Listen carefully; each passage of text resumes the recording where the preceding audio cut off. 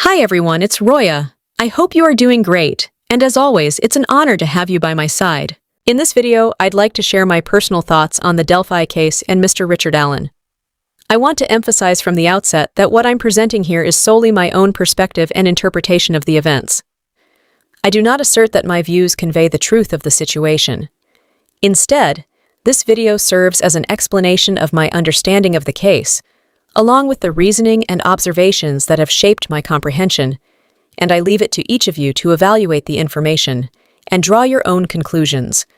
In my opinion, like many others, these two girls must have been the victims of what could be described as a ritualistic or ceremonial killing, which couldn't have been planned overnight. On the contrary, I see this as a long-term, coordinated team effort. It must be added that, in my view, it makes no difference which religion or ideological framework a person comes from.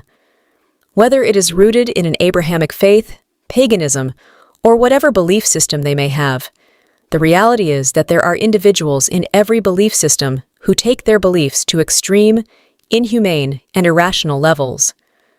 Ultimately, it is tied to that person's mindset, psychological state, emotional condition, and personal mental health. Therefore, even if this was a ritualistic act, which, personally, I believe it was, that does not mean that everyone who shares that belief system supports such behavior or would ever commit such acts in the name of their faith. Back to the subject, my reasoning for viewing this as a ritualistic sacrifice rather than a conventional homicide is based on three factors: location, timing, and method of execution. It is worth noting that the primary focus of this video is Richard Allen's possible role in this case. Therefore, I will not be going into the details of the alleged Odinist ritual or other related aspects in this presentation. If you are interested in a more detailed discussion of the possible ritual aspect, I have previously made a separate video covering that subject. If you would like to explore that aspect further, I invite you to watch that video. First, the location. In many descriptions of Odinist and Germanic pagan symbolism, trees and wooded areas hold particular significance.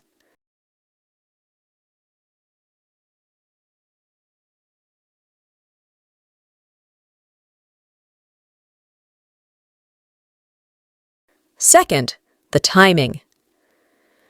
The murders occurred during a period that, according to some interpretations of Odinist traditions, coincides with seasonal observances in which sacrificial symbolism and offerings have historically been associated with certain rituals like Dissablot, Alphablot, or a few others in which people make their sacrifices or offerings to their deities to gain their protection or support regarding their health, wealth, fertility, whether for humans or their agricultural lands, and any other aspects of prosperity and blessings in return.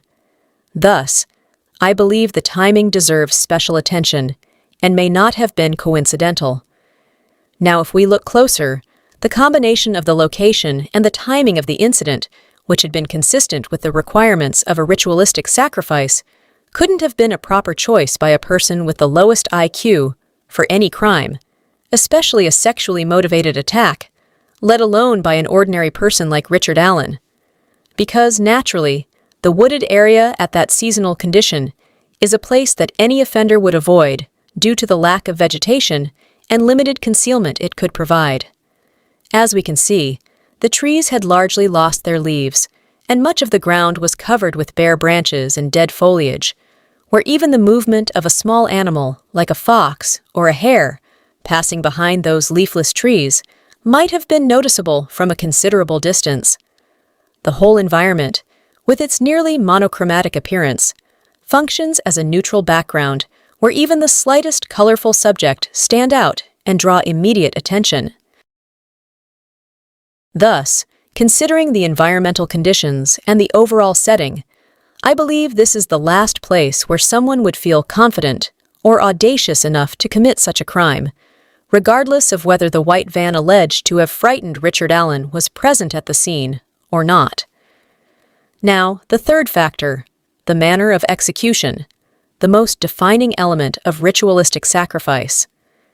The conditions of the victims' bodies appeared to have been positioned in a deliberate and meaningful arrangement, purposefully and symbolically, suggesting a level of planning and a special narration, rather than being randomly left behind by a killer who fled in panic. As it has been released, Abby's body was found in a manner resembling the iconic pose of the Hanged Man, whereas Libby's body was found in a manner of the Magician in tarot. Libby was found completely nude, while Abby was not only clothed, but was reportedly dressed in some of Libby's clothing. This raises an obvious question. If the perpetrator was supposedly a sexually motivated offender who became so frightened by the possibility of being seen that he felt compelled to kill both girls, why would he risk spending extra time redressing one victim with another victim's clothing? Or, in case he asked Abby to do it herself, what intention could he have from this act? Also, as far as I understood, a significant amount of Libby's blood was present at the scene, while Abby was found with little to no visible blood on her clothing, and remarkably little blood on her body despite her fatal neck wounds. As I explained in my previous video, it is possible that the victim's blood was deliberately collected and stored in the white van I discussed in my previous video, with the intention of transporting it elsewhere. In other words, one victim's blood must have been offered at the scene, while the other victim's blood may have been preserved for transfer to a final destination, whether that destination was another person, another location, a piece of land, a house, or something else entirely. This leads me to consider the possibility that the people who established these rituals were likely outsiders rather than members of the local community. In other words, they may have chosen this particular location simply because it provided suitable environmental conditions for carrying out the ritual. I hypothesize that Logan's role in these murders was that of a landowner who, in exchange for payment, allowed the organizers to use his property as the location where the ritual took place. If that were the case, then the ultimate purpose for which the victims were sacrificed, whether it involved a person, a house, farmland, or something else entirely, would not have been tied to the ritual location itself, but to another place. Under this hypothesis, Abby's blood was meant to be spilled upon a person, a residence, or a piece of land, far from the ritual location or the crime scene. In that scenario, the crime scene would represent only one part of a larger process, while another part of that process would have been meant to occur elsewhere.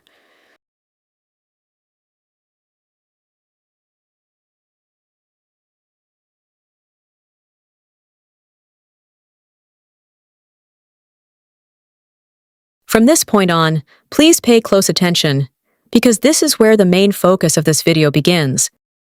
Considering all the differences in the conditions of the two victims' bodies, like, first, their different tarot poses.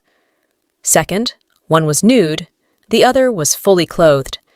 And third, the presence of blood around one victim and its absence around the other suggests a striking pattern of polarity, as though the scene itself were organized around a central theme of contrast, or, more cautiously, duality. This apparent pattern seems to echo throughout the case, but this raises important questions. What are these contrasts, duality, or polarity actually pointing to? To know the answer, I needed to focus on the most symbolic part of the scene, which was the body's positions, because symbols can be among the most powerful tools we have for uncovering deeper meanings in different fields. Regarding that, Abby's body was found in the Hanged Man position, and Libby's body found in the Magician position. There is a very important point that I feel obligated to bring to your attention. To this day, I have never encountered anyone who has mentioned it or even noticed it, yet I believe it could be highly significant. This point is essential for understanding the symbolic meanings and patterns involved. It may help clarify why Libby's body was reportedly moved approximately 20 feet from the tree where she was allegedly first attacked. Whether this point is directly related to that movement or not, I believe it may still be relevant to the overall picture. The main point is this. It is quite possible that one of the two bodies was originally considered to be upside down, I believe this because, in tarot, the upright hanged man is depicted in an inverted position. His feet are at the top, and his head is at the bottom. In contrast, the reversed hanged man appears in a standard human orientation, with the head at the top and the feet at the bottom. However, the magician in upright form is consistent with the normal human orientation, head up, feet down. Now, if we look at the crime scene as it has been described, both Abby's and Libby's bodies are not positioned in opposite directions relative to each other. So, we don't know the exact direction of each of them during the ritual. I have dedicated a significant amount of time researching this specific point and have even produced a separate video about it, although I have no intention of publishing that video at this time. There are additional details that I am deliberately setting aside, because, as I mentioned earlier, the main focus of this discussion is Mr. Allen's potential role in the incident. Therefore, the comparison I am making here is only a broad symbolic one in a very general state. Everything I have discussed up to this point is merely background and context leading to that discussion. So rather than focusing on these symbolic details further here, I'm going to move on so that we can finally address Richard Allen's possible role. As I noted earlier, comparison of these two symbolic tarot icons, which later appear to be reflected in the positions of the victims' bodies, allows us to draw multiple conclusions and explore a range of possible meanings. Therefore, to remain cautious and avoid drawing conclusions that go beyond what the evidence may support, I believe only one very general and broad conclusion can reasonably be made. In my view, this polarity, or duality, evokes the idea of transition. Whether the victims were sacrificed for a person, a property, or any other goals, the central theme seems to be a process of transition. I think the person responsible for this sacrifice may have been concerned about or stuck in a situation that they wanted to change. Therefore, in this context, seemingly contrast or duality functions primarily as a symbol of transition to me, suggesting a passage or shift from one point to another. More probably, that Libby might have been considered as the symbol of the completed, old, or not wanted situation in general, and Abby been considered as the new, most wanted, and the new start situation to shift to in this ritual. Maybe the reason for the absence of Abby's blood at the scene is that her blood was collected and preserved to be transferred to another place, to be offered to whom or to the place that was supposed to have a new start. Regarding the fact that the concept of transition has no meaning unless it involves 2 points, the point of origin, or the state of being, and a destination, or the state of the desired outcome, which, in turn, implicates 2 very remarkable matters in this case. First, the presence of Abby and Libby at the scene may not have been accidental, and none of them was a collateral victim, and, as I mentioned earlier, they appear to have been selected in advance as part of a premeditated plan or project. Second, if the presence of 2 victims was an essential element of the project, then the scenario would also have required a plausible explanation for how the individual later presented as the killer could have had control over 2 victims. It was at this point that the discovery of an unspent cartridge at the scene became a necessary element of the scenario. In other words, if this was ultimately intended to be presented as a conventional homicide rather than a ritualistic event, the narrative would have needed to include a believable explanation for how a single perpetrator, in the physical characteristics of Richard Allen, could have maintained control over 2 individuals simultaneously. It is possible that this bullet may have been taken from Richard Allen's belongings long before the murders during a group hunting trip. Someone may have removed it from his gear without his knowledge. In fact, there are many conceivable ways in which it could have been taken from his possessions without him ever realizing it. Up to this point, we've looked briefly at the victims, the location of the crime scene, and how the so-called magic bullet came to be at the scene, which, in effect, serves the same function as the knife sheath in the Idaho 4 case. Now, let's have a look at the murderer of the case, who claimed to be Richard Allen, As for Richard Allen, the question is whether he had any connection to this case at all, or whether he became entangled in it through mistake, coincidence, or misidentification. My personal conclusion is somewhat different. I do believe Richard Allen played a key role in the events that unfolded. However, I do not believe he was the killer. Instead, I think he may have been used as an unwitting participant, a key piece on the board, without fully understanding the larger picture.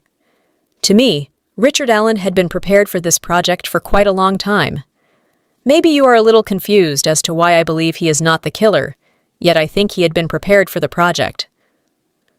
So let me tell you what I have thought about him all this time, and his role in the case. Among all the things being said about the Delphi case on social media, the first thing that truly caught my attention and formed the foundation of my analysis in this regard, which is now my concern about him, was the allegation that he had eaten his own feces while incarcerated. Strange as it may sound, that particular claim was what first led me to take a look in a different direction. Contrary to what many people seem to believe, I never viewed this behavior as clear evidence of external psychological pressure, nor did I see it as proof that Richard Allen had completely lost awareness of what he was doing. In fact, my impression was almost the opposite. To me, when a person engages in such behavior, is fully aware of what they are doing. And this was the alarm that caught my attention. My personal interpretation is that such behavior points to an intense psychological conflict. It represents an inner conflict, a person's struggle with oneself, rather than external pressure. It suggested a struggle taking place within the individual himself. It appeared to be the result of a kind of self-blaming behavior, or remorse. Yes, self-blaming behavior. But why? And blame for what? Blame for killing the girls? Of course not, but to me, for the matter which caused Mr. Allen to prefer being known as the killer and remaining in prison, rather than allowing a particular secret to be exposed, one that he may have believed would result in even greater consequences or profound personal shame or humiliation. To me, it is probable that, just as Libby may have been lured through the Anthony Shots persona, allegedly associated with Keegan Kline, Richard Allen may also have been targeted through a similar catfishing scheme. The difference is that whereas Libby was allegedly presented with a young man who would have appealed to her, Richard Allen may instead have been presented with the persona of a woman. In other words, whoever orchestrated the scheme may have posed as a female online to lure or manipulate him into the situation. This means, as I told earlier, it had been a rather long-term project and teamwork, through which they selected 3 victims for this sacrifice. 2 of them were the girls who were the actual victims of the sacrifice, and the third one was Richard Allen, but in the role of the killer. And I know the reason for Mr. Allen's eating his own feces is that he has something serious to scold himself for and to be remorseful about. On the one hand, he has something to say in his proof of innocence or guilt that acts as an accelerator. On the other hand, he doesn't dare reveal it, which acts as a brake.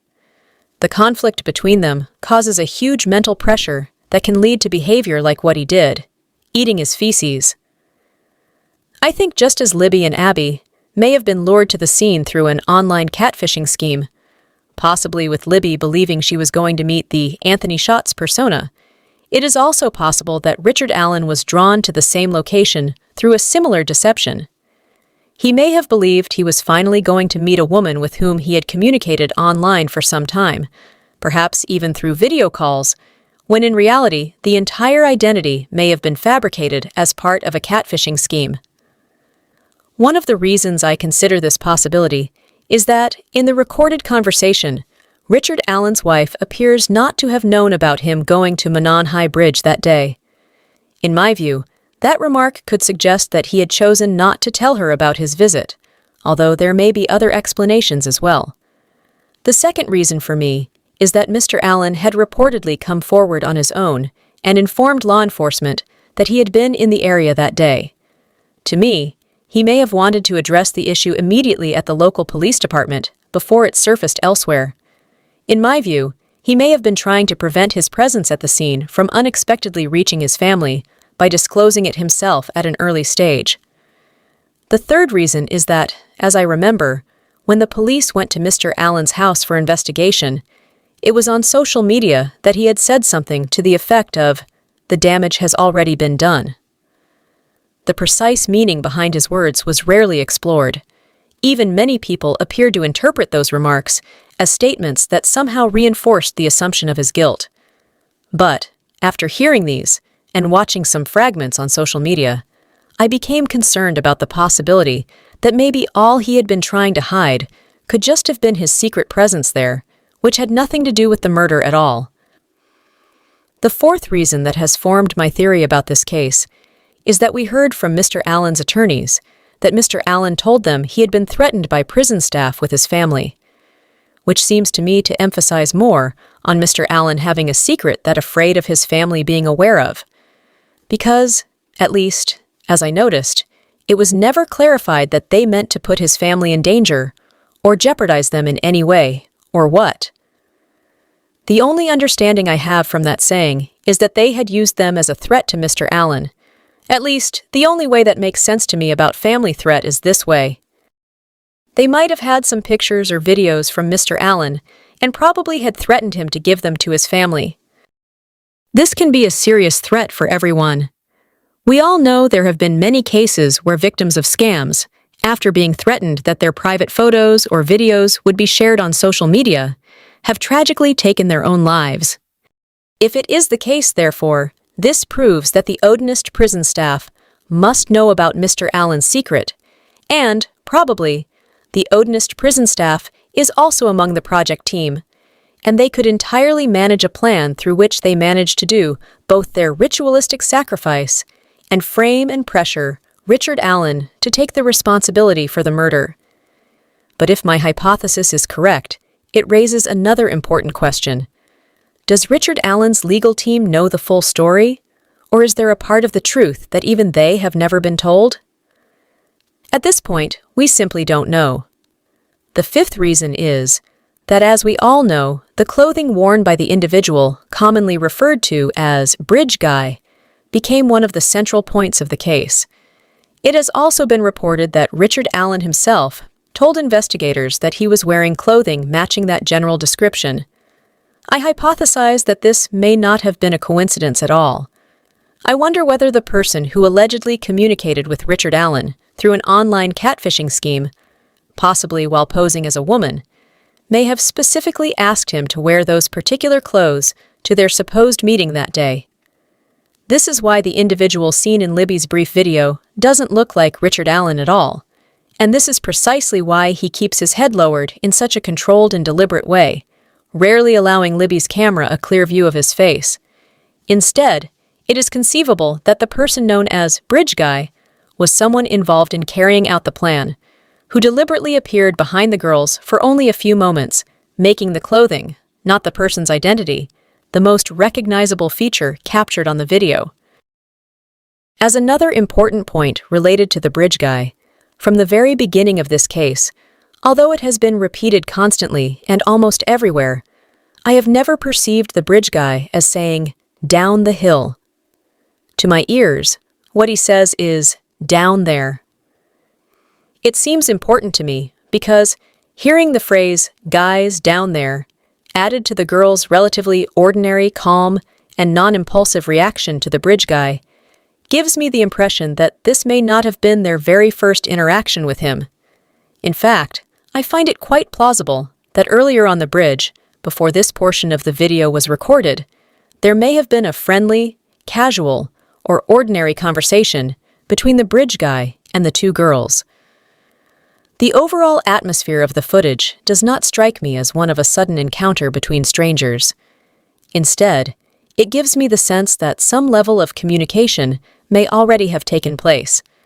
I can even envision a scenario in which the Bridge Guy himself was the person who encouraged Libby to begin recording, maybe as a documentary about this area to put on social media. Perhaps under some innocent pretext, he suggested filming the bridge, the scenery, or documenting their walk across the trails. But the fragment we see as the Bridge Guy video is probably the portion that they left for us after they had deleted the main and longer parts.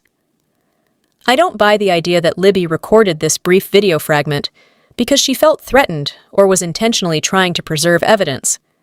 On the contrary, I perceive the atmosphere between the two girls and the bridge guy as remarkably calm and relaxed.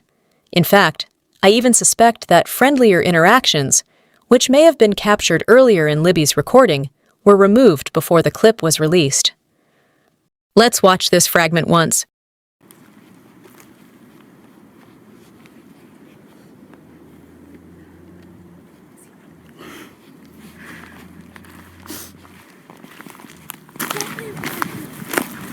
See, this is the path that we go down.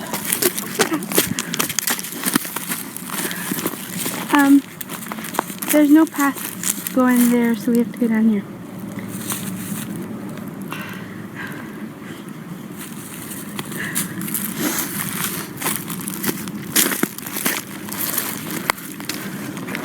Hi.